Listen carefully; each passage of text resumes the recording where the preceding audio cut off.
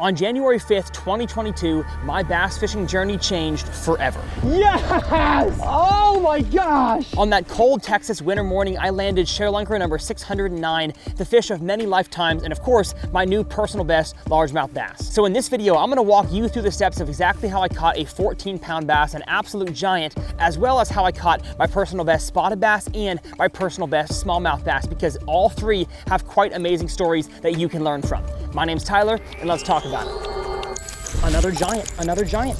Look at that, y'all. I can't believe what I just caught. Yes! Now, the first thing you must understand about catching giant bass, AKA your personal best, because hopefully your personal best eventually becomes so big that it's categorized as a giant, is that you have to go where the big bass are. Not every pond, not every river, not every lake has the ability to grow large bass. So if you're up north, I mean, your bass max out at like 10 pounds maybe at a maximum. And then the farther south you go, of course, you get less and less northern strain and more Florida strain bass as far as largemouth go. Now, if we're talking smallmouth and spotted bass, your chances of catching a giant are usually better up north and out in California for the spots. But for largemouth bass, you want to go where the big bass are. And I'm lucky that I live in an incredible state. Texas has so many amazing fisheries, so many ponds, so many lakes, so many reservoirs that have an amazing capacity to grow large bass.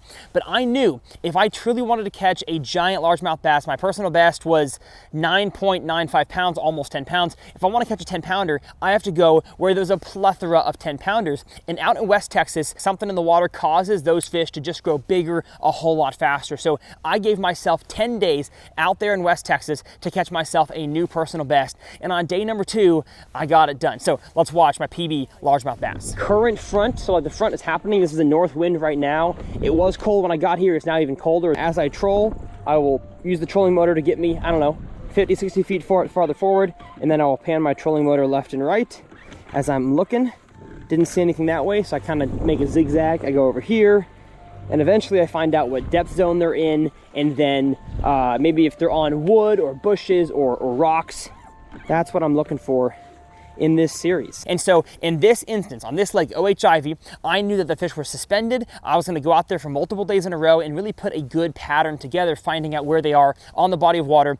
And just in one day alone, I was able to gather enough information to know here on day 2 on this lake, I'm just looking in this depth zone for these types of marks, these types of circles on my graph, and those are most likely bass. Now, you would be shocked at how many, on this lake specifically, and many lakes across the country, how many actual bass you cast your lure to, and I don't care how good of a cast you make, they do not eat it. They are highly pressured. They are very, very smart. So again, live scope does not make you catch the fish. It just shows you where they are and gets you in a better position than before. So with that said, I'm basically just scanning left and right, moving 50 yards, scanning left and right, kind of looking all around as I move, hoping to cast on a group of fish that are willing to eat. And the key there is willing to eat. I gotta find a fish like that one right there. He's in the bushes now. All right, so that right there, I just followed a fish for about, I don't know, 10 minutes or so.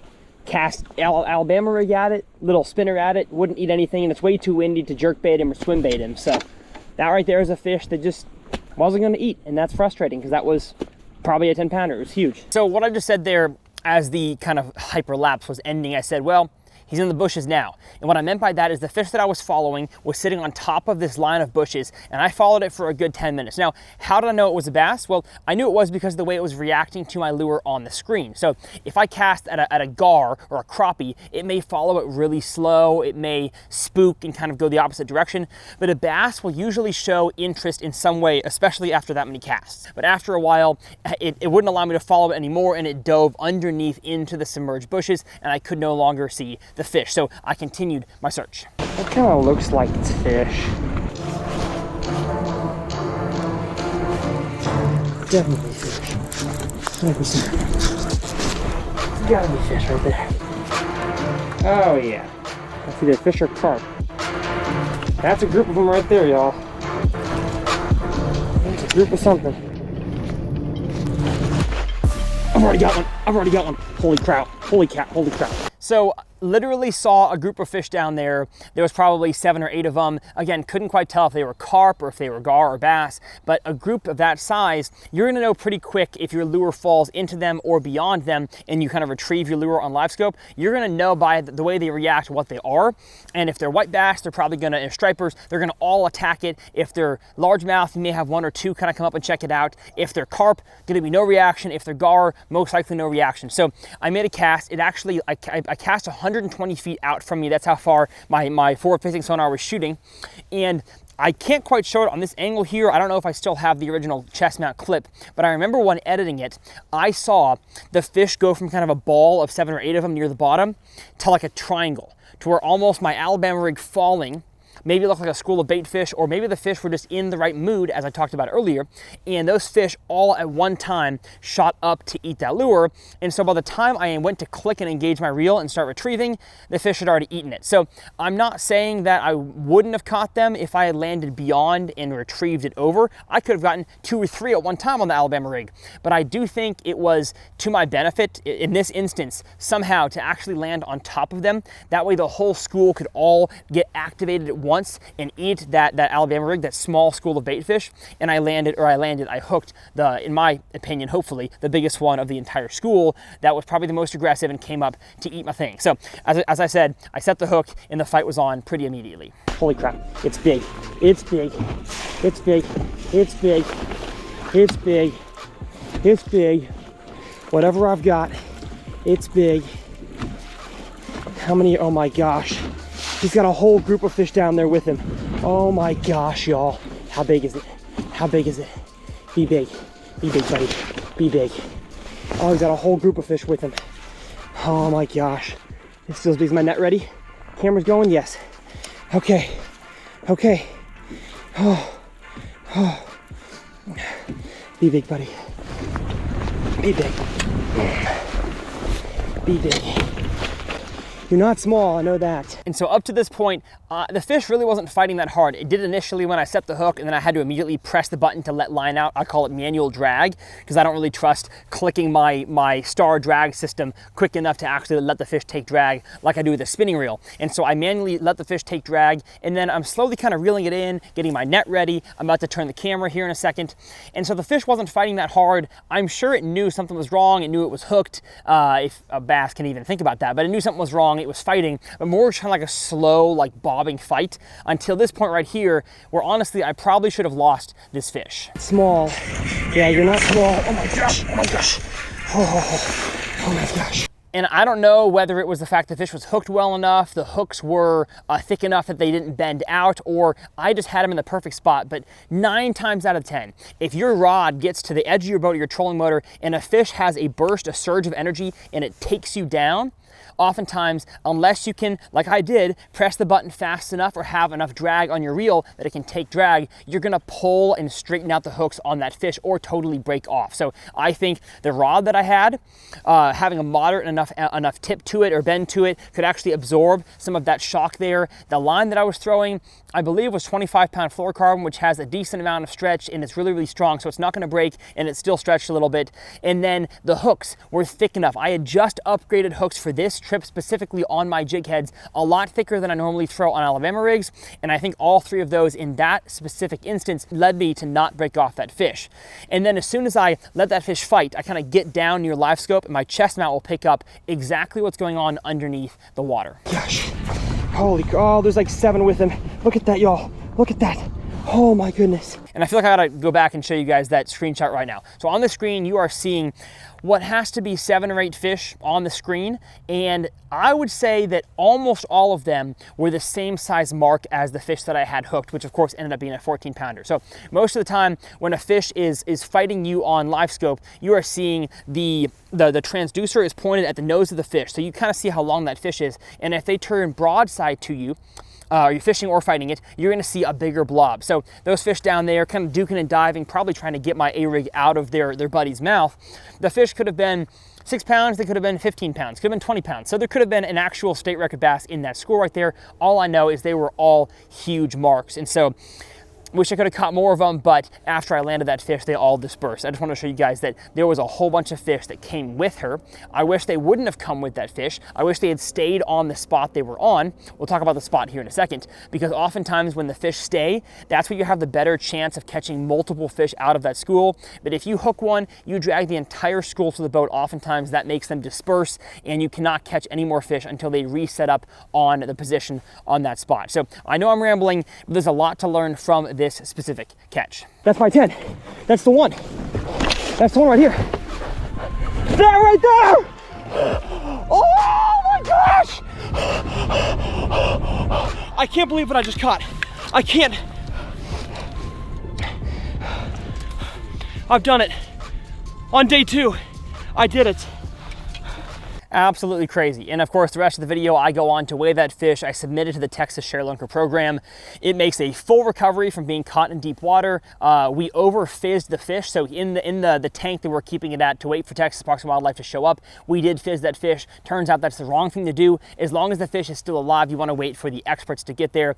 But of course, they took her to Athens. She made the trip there alive. She spawned, I think, successfully in their tank. If not, she was a part of the program and she was released by me a few months later back in OHIV, even bigger and more healthy than the day that I caught her. So that's the story of my 14.5-pound bass, a fish that I would say I probably wasn't going to break again, but who knows? There are some lakes in Texas, that one included, and some others in West Texas that have absolute giant bass. And so maybe I'll do another 10 days for a 15 days for a 15 series. But that was my 14-pounder, an awesome, awesome catch. And hopefully you guys learned a few things through that. Now, I talked about the location, one being the lake. It has giant bass, but also two, I'm gonna show you right now on the screen, you're seeing it on your screen right now, what that spot specifically looked like. Now, this is not the exact spot on the lake, just for the sake of keeping that spot relatively to myself. Now, I know it's a community hole if you're from that area, but the spot looks something like this, where the main creek channel, the main super deep river, original river in that lake of OHIV,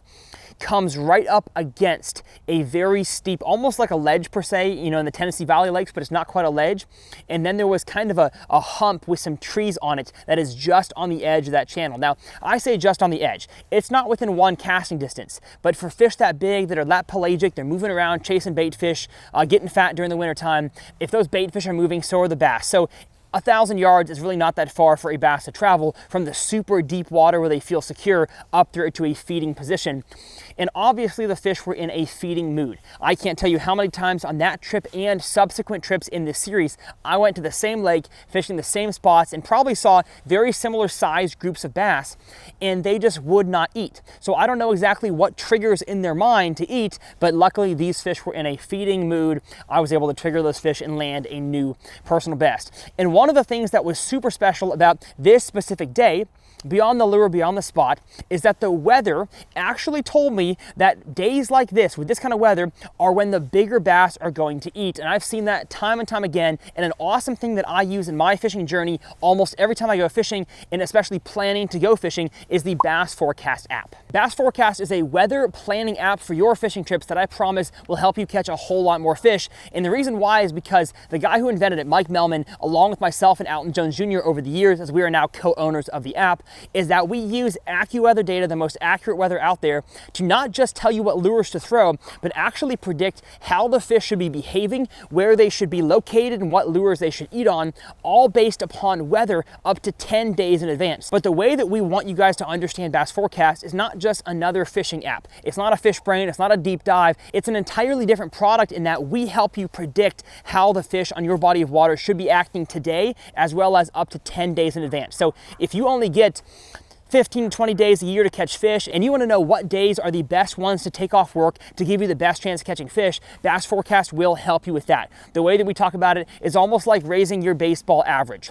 If you can bat at a 300 and then raise that to a 500, as you're going to make better contact with the ball as a batter, and the same thing goes for Bass Forecast. And we can take you from having stellar fishing days 1 out of every 10 trips to 3 or 4 out of every 10 trips, then we have done our job. And again, I wouldn't talk about a product that I didn't believe in, and I have put a whole lot of time, blood, sweat, and tears into Bass Forecast. That way I can help you catch more fish. Again, I will leave it linked below. Let's talk about my second personal best, which is the spotted bass. Now, being from Texas, we have giant largemouth bass, a few smallmouth bass here and there, but for the most part, we don't really have any big spotted bass. And there are two main types of spotted bass that, of course, kind of cross into all kinds of variations depending on the river or the stream or the lake in the kind of the south region. So Tennessee, Kentucky, Alabama, the Carolinas, that's where a ton of spotted bass are. But the main two are the Kentucky spot and the Coosa spot. And the Coosa spotted bass are the ones they have planted in Butler's Bar Reservoir and tons of the lakes in Northern California that grow to absolutely giant proportions. And years ago, when I went chasing my personal best spotted bass, I didn't have the money or the resources to go out there to California. So I had a buddy with a jet boat on the Coosa River in Alabama, on the actual proper Coosa, not just the chain of the lakes itself. In Wetumpka, Alabama, we launched and we headed up the river, and I was fishing a small finesse jig, drifting it down the current over the rocks into the seams and the eddies. And as you can see here on the screen as I start the video, there are areas that have a whole lot of current with really strong current coming down rocks and a break behind them. And we were casting soft plastic jerkbaits and flukes, and of course the finesse jigs in those kind of softer current areas. But off to the side, you'll see here in a second, there's an area that I made a cast to, but I just knew that there was less current in that area. It was kind of an offshoot of the main current. And as soon as I cast my jig in there, gave it a few hops and let it drift through the current, I hooked into a giant. Biggin, biggin, really? Biggin, biggin. Ories, just ories.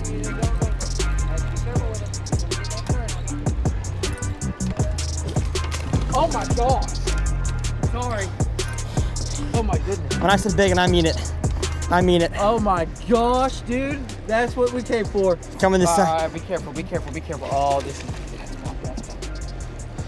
Oh man, I don't like this. I don't like this at all either. And what was so unique about this, as you can tell, we're actually spot locked in some pretty intense current. And so with how strong this fish is, I didn't want to actually pull super hard because I've been fishing over all kinds of nasty rocks. I think I'm only throwing like 17-pound fluorocarbon. So it's possible if I pull too hard, I snap and that fish gets off. So you're going to see my buddy Josh here in a second get the trolling motor off spot lock, drift over some really shallow rocks just so we can have the chance of scooping that fish in the net as we kind of come alongside it in the current.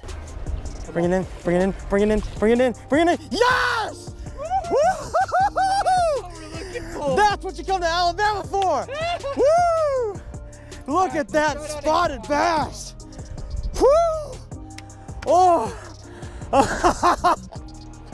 Oh! I'm gonna pause it right there as I raise the rod in the fish up in triumph. That fish ended up weighing 3.98 pounds, so almost a 4-pounder. We kept it in the live well for a long time though. It probably had lost some water weight, so I'm gonna go with a 4-pound spot. Of course, not nearly as impressive, not nearly as big as my 14-pound personal best largemouth, but to me, that fish meant a ton because I put time into, again, going where the big fish were, which was the Coosa River. It is known for having giant spotted bass. They're hard to access in the current, gotta have a jet boat. As you can tell from this screenshot right here, I have the current, the heavy current to my left on my chest mount here, and we had caught a few fish in that area, but I looked off to the right and you'll see two islands, one bigger than the other. The one here on the left has a little current seam on the right of it where the water kind of shoots off, and it was still relatively strong current there. But what you can't see, I'll kind of put an arrow right towards the dark area, is there was actually a third area where the river could split off and water could flow that direction, and the current was a whole lot less right there, and that's where I made my cast. So on your body of water, let's say you fish a current generated area, so a river, maybe it's a spillway coming out of a dam underneath a lake. Fish are going to relate to the current different across the country, and in your body of water, this fish may have been in this super swift current. Smallmouth, they love really swift current, and spotted bass do too. But that doesn't mean they can't take a break and go sit somewhere else to kind of conserve energy. And we found out after catching this fish, there actually was a slight hole down there to the right where I made that cast, and that's where this fish was most likely sitting. And just in that trip alone, I was able to understand so much more about fishing current for bass and drifting a jig, and it resulted in a spotted bass personal best. One of my favorite fish catches ever. I know that after a few more fishing trips out there, I'll definitely eclipse 4 pounds. It's not relatively hard if you're in the right area to do that, but I'm still dang proud of my efforts to learning current and catching this fish. In this last personal best, which as of this summer is actually not my personal best anymore, I beat it by like 3 to 4 ounces, whatever it was, but I still consider this to be one of the biggest smallmouth I've ever caught and one of the most awesome ways I've ever caught a fish, and that is on a bed using the flogger. Now, I'll put some B-roll here on the screen of my personal best that I caught this past summer. I think it was 6.6 pounds. I caught it sight fishing, but the conditions were absolutely perfect. Now, that does speak to what Bass Forecast helps you with, which is finding the best weather to go fishing. And so, yes, I picked that day. I caught 31 pounds of smallmouth, all on beds. The conditions lined up, the wind, the sky, everything was perfectly conducive to helping me catch giant bass. But on this day right here, where I caught a smallmouth that was just a little bit smaller, about 3 to 4 years previously, my first day on this body of water, the weather was not at all conducive, and that's why I find this fish so much more impressive, and I'm a whole lot more proud of this one. So let's watch it. Oh gosh, just fell in the water. Now what I'm doing here, I just said I almost fell in the water, is that the wind is blowing down this spot. The nose of my boat was pointed up current, as you'll be able to see here in a second with all the stuff flowing through the water. And during this time of the year, smallmouth bass in New York, this is the St. Lawrence River, they make their beds by sweeping away all the sediment, revealing kind of a whitish, sometimes with a black center circle, and that's where they lay their eggs. And so even though it was super dark sky conditions, I was still able to see on the left side of this little island here with all the current flowing on it, there seems to be a white spot. So I got out the flogger. It's basically a clear cone with a cone with a clear lid that you stick in the water, almost like swim goggles that help you see what's down there. And I noticed there was a big one.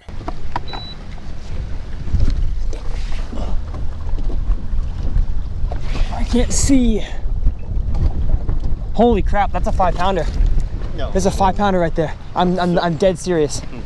Literally right in the middle of that thing. Cool. You want to catch him? No, you go for it. I want to lead you to one. And so I tried to get my friend Rob Matsura, who was with me. He works for Major League Fishing now. I tried to get him to catch it, but he said, no, you for the video, you catch it. And I'm kind of glad that he let me catch it because it made for a super awesome story. So I cast in there. I'll kind of save you all the front end of the story. I'm fishing a Ned rig down there on Rob's rod. I end up hooking that fish and then breaking off. And usually you break off a bed fish, that fish is totally gone. But smallmouth are not quite that smart, and they are super territorial. So a few minutes later, that fish has returned to its bed. And instead of having Rob down there on the flogger and me kind of hopping my swim bait, hoping the fish bites it, and he can tell me when the fish bites it, the best way that I found to do it, with the wind blowing 25 miles an hour straight down with the current, making the current even stronger, if I had the flogger in my left hand, the rod in my right, and I am totally laid prone on the boat deck, that was the best way that I could lead the swim bait into the smallmouth's mouth. And when I did that properly, it took a whole lot of core strength, a whole lot of kind of readjusting my rod to get it there. Because even though people say bed fishing takes no skill, this specific instance definitely took more skill than any fish I had ever caught before. And when I did it right, this happened.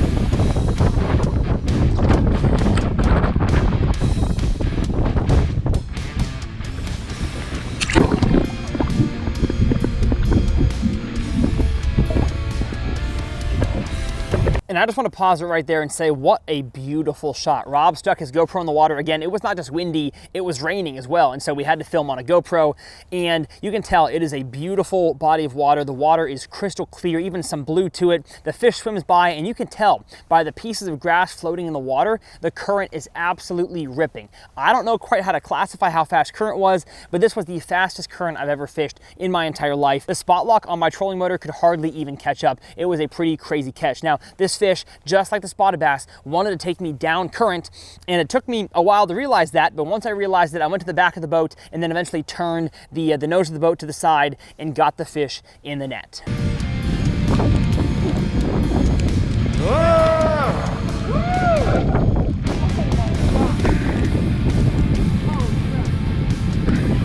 Is my Ned rig in there? No, he's good.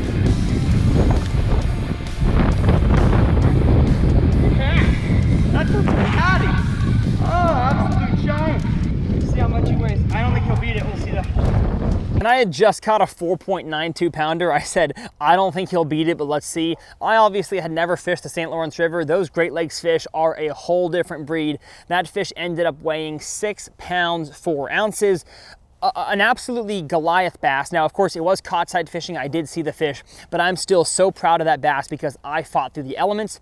I found a good area that I caught tons of good fish at that day, and I was able to self-flog a 6-pounder in those kind of conditions, which is definitely not an easy feat to do, and that's why I still consider this my personal best. Again, I've caught a bigger one since, but this fish, this moment is definitely a lot cooler to me than previous and future smallmouth catches, and hopefully I can catch one just kind of in a general fishing way on a jerkbait, a jig, a drop shot, and who knows, I may never get there, but hopefully I do one day, and of course, I'll get it all on camera for you guys. Well, hopefully y'all enjoyed that video. If you want to see my 2 series where I caught these giant bass, my 10 days for a 10 series up here, catching giant West Texas fish, and the entire ShareLinker program, how that works, it'll be up here in the corner. In my Sweet Home Alabama tour, specifically my spotted bass episode where I learned all about fishing current, I will leave that up here in this corner. My name's Tyler. As always, it's a pleasure, and we'll see you guys next time right here on TRF, hopefully with a new personal best of some kind.